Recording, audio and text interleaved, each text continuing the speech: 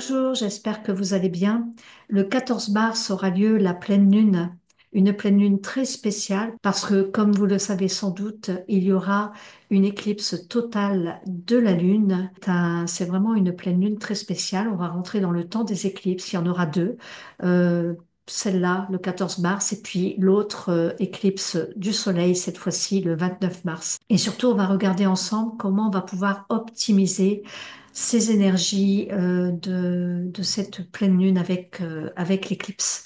Alors, il est vrai que lorsque l'on arrive dans le temps des éclipses, eh bien, c'est un temps, je dirais, un petit peu de pause, un peu, c'est un temps extrêmement puissant, extrêmement, qui peut être extrêmement fatigant, qui peut être un petit peu comme une machine à laver, hein, où on se sent un petit peu secoué. Alors là, comme c'est une pleine lune, les énergies vont être à leur summum. On est à la moitié du cycle lunaire puisque la nouvelle lune a commencé au début mars, le 4 mars, dans le Poisson. Et là, nous sommes à l'apogée du cycle avec cette pleine lune qui se trouve donc dans l'axe Vierge-Poisson avec le Soleil en Poisson, où là, il reste tout un temps, ce Soleil, puisqu'il reste tout un mois, on va dire, solaire. Et il va quitter, le Soleil va quitter le Poisson le 20 mars, au moment de l'équinoxe du printemps. Alors, c'est vrai que c'est un moment très, très spécial parce que ça se situe déjà dans l'axe Poisson-Vierge et c'est vrai que dans cet axe-là, eh bien, on est dans un axe très purificateur, très nettoyant. Déjà, quand il y a une éclipse, c'est vraiment le temps d'une grosse purification, un peu comme une grosse purge en fait, hein. Même un nettoyage karmique, pourquoi pas. Donc, en fait, j'ai envie de dire que quand on est comme ça dans ce moment d'une éclipse, eh ben, il n'y a pas grand-chose à faire. Il n'y a pas grand-chose à faire ou à mettre en place. Et puis surtout pas de rituel, par exemple, pas de cérémonie, pas de choses comme ça, parce que les énergies sont vraiment très, très fortes. Alors, la meilleure chose à faire, et ça, c'est un des conseils, en fait, que j'ai envie de vous donner pour ce temps de l'éclipse, et de cette pleine lune donc hein, qui va avoir lieu donc le 14 mars, donc on va vraiment commencer à le sentir peut-être quelques jours avant, mais véritablement pendant 3 jours, ça c'est sûr, 13, 14, 15 mars. Et en fait, eh bien vraiment le conseil c'est d'observer quoi, d'observer ce qui se passe et surtout sans vous juger. Hein, pas de culpabilité derrière, donc, c'est surtout d'observer ce qui se passe, je dirais même au niveau émotionnel, puisque ici dans le poisson, eh bien, avec le soleil en poisson, on peut avoir des débordements émotionnels hein, dans ce signe-là. Et je dirais donc que par rapport à ces émotions, eh bien, c'est de tout simplement les observer et surtout sans se juger, d'une manière neutre, sans vous juger et sans juger bien sûr autrui. Ici, dans le signe du poisson, on est dans un signe collectif, on est dans un signe où les groupes, la collectivité est importante. Donc, en fait, on peut se laisser facilement influencer par l'environnement, que vous soyez poisson ou pas. Donc, dans ce temps-là, en fait, c'est un moment de dissolution aussi, j'ai envie de dire, parce que dans l'énergie du poisson, eh bien, on parle de dissolution de l'ego, par exemple. Donc, c'est un temps pour vraiment observer ce qui se passe à l'intérieur de vous pour passer le cap. C'est un petit peu comme s'il y avait un orage qui arrivait, et ben l'orage il arrive et donc on peut rien y faire. L'orage il est là. Donc on est simplement observateur et ne serait-ce que euh, en tant qu'observateur et témoin de l'orage qui arrive et qui est là, eh bien c'est ça l'action en fait. C'est ça qu'on vous demande d'être acteur, de pouvoir observer ce qui se passe sans y mettre d'émotion, sans y mettre de culpabilité. Parce que dans cet axe-là, par exemple dans la Vierge, la Lune en Vierge, hein, ici, c'est vrai que bah, c'est un signe mental et c'est un signe où on peut se trouver facilement culpabilisé hein, dans cette énergie Vierge et de toute façon dans l'axe, je dirais, Poisson Vierge. C'est un moment aussi où on pourrait se sentir complètement perdu, par exemple, ou confus, où il peut y avoir beaucoup de confusion, pas beaucoup de clarté, pas beaucoup de capacité de discernement, par exemple. Donc, c'est pas le moment de passer à l'action, ou c'est pas le moment de commencer à faire des choses et de prendre des grandes décisions. C'est juste le moment d'accueillir ce temps qui arrive et de pouvoir l'accueillir en l'observant. Voilà. Et d'accepter, ça c'est vraiment le deuxième conseil que j'ai envie de vous donner, c'est d'être dans cette phase d'acceptation, dans cette phase d'accueil pour cette pleine lune avec cette éclipse, de vraiment d'accepter ce qui est. Et de faire confiance. Du coup, d'accepter ce qui est et de faire confiance que l'univers met tout en place pour vous, pour le mieux, pour que ce soit le mieux possible. Et si vous traversez, par exemple, des épreuves, bah, sachez que ces épreuves, elles sont juste là pour, euh, pour vous faire grandir. Et à travers les épreuves, eh bien, si on accepte l'épreuve, eh bien, oh, combien c'est salvateur après. Alors donc, tout le monde n'a pas des épreuves, hein, bien sûr. Donc, pour les personnes qui n'ont pas d'épreuves, eh bien, c'est juste d'accepter la situation parce que, en fait, on pourrait vouloir des choses, on pourrait vouloir désirer des choses, mais c'est pas le temps de vouloir et de désirer. Puis de toute façon, là, comme on est aussi avec ce travail de dissolution de l'ego, eh bien, ça demande à ce que l'ego puisse s'effacer. Dans l'ego, il y a aussi toutes ces émotions qui sont là. Donc, des émotions, ça peut être des émotions de colère, ça peut être des émotions de tristesse, pourquoi pas des émotions de joie, je veux dire, hein. Mais on est dans cette énergie poisson où il faut quand même faire attention, où on peut être vulnérable, on peut être, comment dire, se sentir influencé ou happé par l'extérieur, happé oui, par l'extérieur, par les gens ou par les situations. Donc, c'est vraiment de bien rester ancré, de bien rester les pieds sur terre et tout en observant ce qui se passe en fait. Alors, ce qu'il y a de bien, c'est que il y a Saturne qui fait partie de cette pleine lune du 14 mars, hein. Et donc, ben, j'ai envie de dire que Saturne, c'est vraiment quelque chose de très positif parce que Saturne, lui, il est là pour trancher, il est là pour vous apporter de la clarté, et puis pour vous ancrer, pour rester bien ancré et rester bien dans ses baskets en fait, hein. C'est pas le moment de partir. Là-haut, parce qu'on aurait tendance, avec l'énergie du poisson, hein, à fuir en fait, à fuir pourquoi pas les responsabilités ou à fuir la réalité. Et c'est vrai que Saturne, eh bien, nous ramène dans cette réalité, nous ramène dans ce socle-là de cet ancrage en fait. Donc, il est là pour nous recentrer et nous dire, mais c'est ça la réalité et regarde, et regarde, et regarde. Et accepte. Parce que, en fait, si on n'accepte pas, alors avec Saturne, ça peut vraiment tomber dans des frustrations et là, c'est pas bon du tout. Donc, en fait, on va être dans cette énergie de pleine lune ici avec cette éclipse. C'est ce temps, en fait, pour être dans l'observation, pour être dans l'acceptation. C'est à partir du moment où on va accepter les choses sans se résigner, hein, parce que se résigner et être dans la résignation, c'est pas du tout pareil que d'être dans l'acceptation.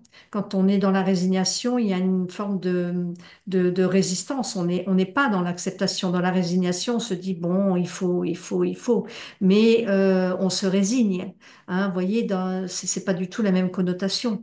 Alors que dans l'acceptation, on est vraiment dans le lâcher-prise. Et c'est ce que nous invite ce nœud nord, d'ailleurs, qui fait partie aussi donc de cette pleine lune, puisque je rappelle, pour ceux qui connaissent un petit peu l'astrologie, que les éclipses sont toujours en relation avec les nœuds. Et donc là, on a le nœud nord qui est conjoint au Soleil et bien sûr en face, nous avons le nœud sud qui est conjoint à la Lune. Donc, en fait, le nœud nord nous invite vraiment à se lâcher prise, vraiment à s'abandonner, à avoir confiance et à aller dans cette direction-là. Donc, c'est vraiment une étape très, très importante parce que les nœuds sont rentrés dans l'axe Poisson-Vierge depuis début janvier et commencent à œuvrer dans cette énergie Poisson-Vierge et vont y rester pendant 18 mois. Donc, vont y rester jusqu'à l'été 2026. Alors, on va être pendant 18 mois à travailler avec cette énergie de ces nœuds dans l'axe Poisson-Vierge. Et là, avec l'éclipse, eh bien, il y a un gros, gros nettoyage qui se prépare, un gros nettoyage aussi de purification, un gros nettoyage karmique. Donc voilà, si vous avez des planètes dans ce secteur, c'est-à-dire que le Soleil est à 23 degrés du Poisson et la Lune à 23 degrés de la Vierge. Donc si vous avez des planètes dans ce secteur-là, autour de ces degrés-là, et par contre, les nœuds sont conjoints et sont à 27 degrés. Donc, dans toute la zone, je dirais, des troisièmes décans, poisson, vierge, ça risque de bien, comment dire, de bien bousculer, de bien bouger, ça peut être très fatigant même, hein. Ça peut être fatigant, on peut être dans des énergies émotionnelles comme, un peu comme un buvard. Et ce qui est bien, c'est que Saturne, eh bien, nous permet de faire cette distanciation, permet de relativiser, permet de mettre de la distance entre les émotions qui pourraient être débordantes et le fait d'avoir ce Saturne qui vient nous couper des choses. Donc en fait, karmiquement parlant, puisque Saturne c'est la planète du karma, et bien karmiquement parlant, il y a vraiment des choses qui vont être manifestes pour ces degrés-là. Mais d'une manière générale, ça va être manifeste également pour tous les signes du zodiaque à tous les endroits. Et puis n'oubliez pas que l'on a tous l'énergie du poisson en nous et l'énergie de la Vierge en nous, même si vous n'êtes pas du signe de la Vierge et du poisson. Donc voilà. Mais les signes les plus impactés pour on va dire pour cette période-là, eh bien, comme je le dis, c'est les poissons vierges et en même temps, ça va être également les autres signes d'eau et les autres signes de terre, c'est-à-dire le cancer, le scorpion et le taureau, le capricorne. Donc ça va venir en soutien. Vous allez être, comment dirais-je, en soutien dans ce processus de purification dans ce processus de nettoyage. On est dans une fin de cycle puisque ça se situe dans le poisson.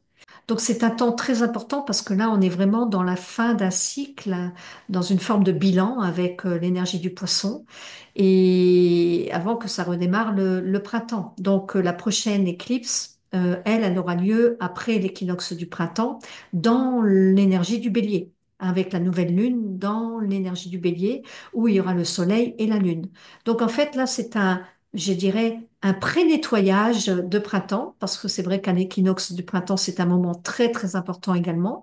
Et cet équinoxe va se situer entre les deux zones, entre l'éclipse du 14 mars et l'éclipse du 29 mars. Donc en fait, on est dans cette période-là, dans tout le cycle lunaire qui a démarré déjà depuis début mars, on est dans cette période de nettoyage, de purification, de bilan. Et donc, si on se sent fatigué, si on se sent un peu submergé par des choses, par des situations, par des événements, eh bien, c'est juste de garder son calme. Ça, c'est vraiment le conseil, de garder son calme et d'observer. Observer, il n'y a que ça à faire. Et c'est en observant, eh bien, qu'on est acteur de ce qui se passe. Parce que là, en fait, on n'a pas grand-chose à faire d'autre que de laisser passer l'orage. Voilà. Dans la partie, il y a également Uranus et Mars. Uranus qui est en sextile avec cette phase lunaire et Mars qui est également en trigone avec cette phase lunaire. Et ces deux énergies, Uranus et Mars, eh bien, ce sont des énergies yang, ce sont des énergies toniques, ce sont des énergies qui viennent apporter de l'énergie et des changements. Alors pour Mars, c'est la prise de décision, hein. Mais comme je le dis, c'est pas le moment aussi d'avoir des grandes décisions majeures dans ce temps. Mais en étant acteur dans cette acceptation. Et en plus, Mars se trouve dans le signe du Cancer où il peut réagir émotionnellement parlant. Hein, puisque le signe du Cancer, c'est un signe d'eau qui est relié aux émotions, donc, hein, et qui est en relation avec la Lune, puisque la Lune est maître du Cancer. Donc, en fait, ce Mars qui est dans le Cancer, eh bien, il peut être en réaction avec les émotions. Donc, ce Mars dans le Cancer, ça demande à ce Mars, il n'est pas vraiment propriétaire du signe, hein, il est vraiment locataire avec la Lune, on va dire. Et donc, du coup, au niveau de l'énergie, c'est une énergie beaucoup plus passive, beaucoup plus yin, hein, dans l'énergie du Cancer. Donc, c'est pas une énergie yang. Il faudra attendre pour cela que Mars passe dans le signe du Lion. Donc, pour l'instant, on voit bien que Mars vient en soutien dans cette énergie, dans cette mise en action de cette observation et de ce regard qui peut venir. En plus, Mars est en trigone aussi avec Saturne. Donc, j'ai envie de dire que ces deux alliances, la raison, l'action, mais l'action passive, l'action intérieure, en fait, eh bien, c'est quelque chose qui est vraiment demandé dans ce moment fort de cette éclipse. Et puis, quant à Uranus, Uranus qui est une planète un petit peu survoltée, très nerveuse, un petit peu où il y a c'est une planète collective aussi, c'est une planète lente. Donc, Uranus vient nous parler d'un changement soudain et vient nous parler de liberté, vient nous parler d'indépendance. Donc en fait, elle vient en soutien avec ce moment d'éclipse pour justement apporter un changement favorable à notre état d'être. C'est plus, je dirais, dans cette énergie poisson, on est vraiment dans une énergie yin, donc féminine, et donc on est dans cette réceptivité des énergies où on nous demande aussi de connecter avec notre moi profond. On nous demande de connecter à l'univers, de se fondre dans l'univers et d'embrasser l'univers et donc d'avoir la foi et de faire confiance en l'univers. L'univers ou le divin ou Dieu, comme vous voulez l'appeler. Donc en fait, c'est vraiment ce temps où c'est pas vous qui prenez la barre de votre bateau. Hmm. Vous, vous êtes assis à la barre, bien sûr, mais vous êtes assis à la barre, c'est tout. C'est pas vous qui dirigez votre bateau, mais vous êtes juste acteur à l'intérieur. Nous sommes juste acteurs à l'intérieur. Je m'inclus dedans, bien sûr. Donc voilà un petit peu pour ce passage de cette éclipse, de cette pleine lune pour le 14 mars. Eh bien voilà, c'était le message que je voulais vous transmettre. Donc, soyez vraiment à l'écoute, à l'écoute de vous-même, soyez dans cette observation, soyez dans cette acceptation, et tout ira bien dans ce temps fort de l'éclipse. Je vous dis à bientôt et à très vite.